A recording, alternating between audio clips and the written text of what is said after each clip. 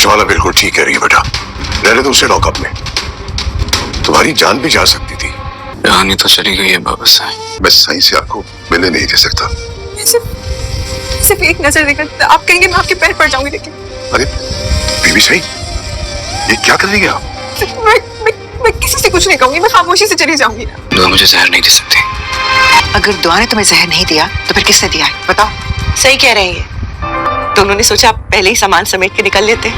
अब आपके मरने का इंतजार करेंगी कि कब आपके मरने की खबर आए और वो अपनी इद्दत पूरी करके सरफराज से शादी करें।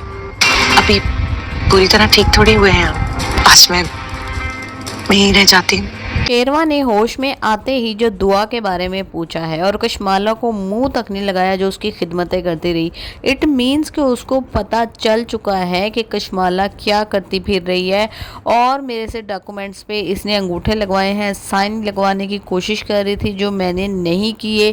तो उसको यकीन हो जाता है कि दुआ ने मुझे मारने की कोशिश नहीं की, मुझे मारने की कोशिश ये कशमाला कर रही है। लेकिन नौशेरवा गजनवी इस कदर गहरा इंसान है कि उसने बिल्कुल भी जाहिर नहीं होने दिया, सिर्फ उसका बिहेवियर ही बता रहा है कशमाला को कि देयर इज समथिंग रॉन्ग। उसके बावजूद भी कशमाला को यकीन नहीं आ रहा, उसे पक्का यकीन है कि नौशेरवा को कुछ भी पता नहीं चला और इसी तरह से मैंने दुआ का पत्ता भी काट दिया है।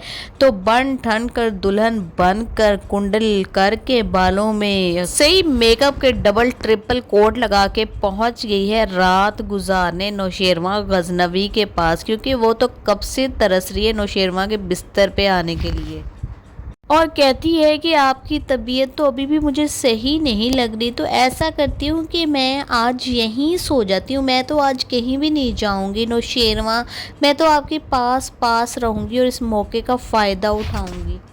लेकिन नौशेरवा उसको अपने कमरे में रहने नहीं देगा क्योंकि उसे डाउट है इसके ऊपर, बहुत अच्छी तरीके से पता है कि ये मेरे भाई की कातिल है और अब मुझे मारना चाहती है और सारी जायदाद पे काबिज होना चाहती है। खैर जी, वो दुआ को छुड़वा लेगा, दुआ इसके पास आ जाएगी। फिज़ा को सख्त जहर लग रही है दुआ, दूसरी तरफ नौशेरवा के वालिदैन को भी सख्त बुरी लग रही है क्योंकि वो कातिल बनी है नौशेरवा की और फिज़ा के शोहर को उसने कब्ज़े में किया हुआ है क्योंकि उसके माँ बाप ने ये बताया है कि सरफराज ने ही वकील किया था क्योंकि हमारे पास तो पैसे ही नहीं था। तो ये सुन के उसके तन बदन में आग लग गई कि बच्चा उसका मैं पैदा करने जा रही हूँ, मुझे तलाक दे दी है। और दुआ जो कि नौशेरवा की चहेती बीवी रह चुकी है उसको अब ये अपनी बीवी बनाना चाहता है, इसको शर्म नहीं आती, इस कदर ये घटिया इंसान है। खैर नौशेरवा अब दुआ के खिलाफ कोई बात भी नहीं सुनेगा और उसको आराम से घर लेकर आ जाएगा।